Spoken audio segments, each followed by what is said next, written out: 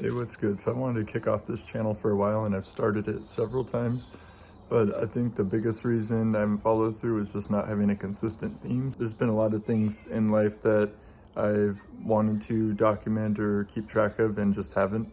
So I figured this would be a good opportunity to jump on this journey that I'm on right now, and this a facet of my life, and follow along with that by updating this so I have something to look back on to see my journey and to connect with more people out there that are artists, whatever else might have brought you here to watch this. With that said, I want to dedicate this first video to talking about something that I saw earlier online, and then I'll get back to more of my story in a future video there. So the thing I saw is called Things to Let Go Of, and it was from this emotional intelligence post that I'll link in the about section right here. You know, when you think about it, growth doesn't typically happen through comfort. It happens through discomfort. You got to put yourself out there. You got to do something new that you've never done, and you get things you've never had. That concept.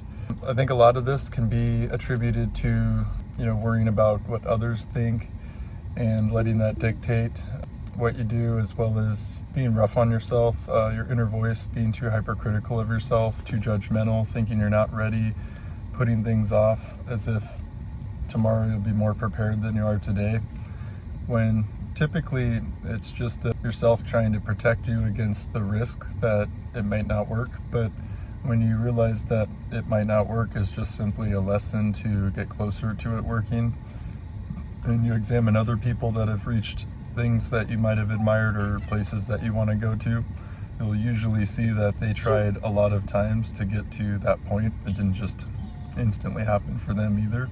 With that, for me, people pleasing, big thing with that is just realizing that boundaries aren't rude, that they're necessary, especially as you mature and get deeper into your life. And it's respect for yourself. It's just, you know, self-respect. It's part of loving yourself. It's setting the boundaries and realizing that your life is lived for yourself ultimately, and you don't need to live it to serve others. It's also like thinking about too much about what other people think, and I think with that you have to find a way to know your value without that external validation from other people and places. You have to consistently do something enough to be confident in it so that other people's views on you won't be taken so emotionally and critically that you'll be able to use them as points of improvement or brush them off if there's no benefit to what they're saying. I think for me too, the biggest and third one is the self-critic aspect. It's good to be aware, but I think it's also good to use that awareness to learn about things rather than to tear yourself down, destroy yourself, or be overcritical of where you're at, what you're doing, and what you're capable of, and the path you're on. Because especially when you're beginning at something, people are going to doubt you or not pay attention to you or not support you because you haven't done anything yet. It takes a while to figure out how the thing works, what the rules are, and then you could start to do your own thing, and after a while you will see improvement enough to where people will start to give you compliments, come to you, but you have to not be your own worst enemy to get to any of those points with where you're trying to go. Wrapping up that concept there is, you know, emotional intelligence. It's like you just have to think of it as like a framework for allowing yourself to find ways to, you know, let go of the past and the things that you might be holding on to, and let go of the thoughts and past habits that you've acquired that might be blocking you from growing personally, professionally, spiritually, or any other aspect of your life that you might feel that you've been stunted in or frustrated without seeing the movement that you've wanted. So, I mean, point of this first video is for me to just start to try something new, to put it out there, and be consistent is my goal with this.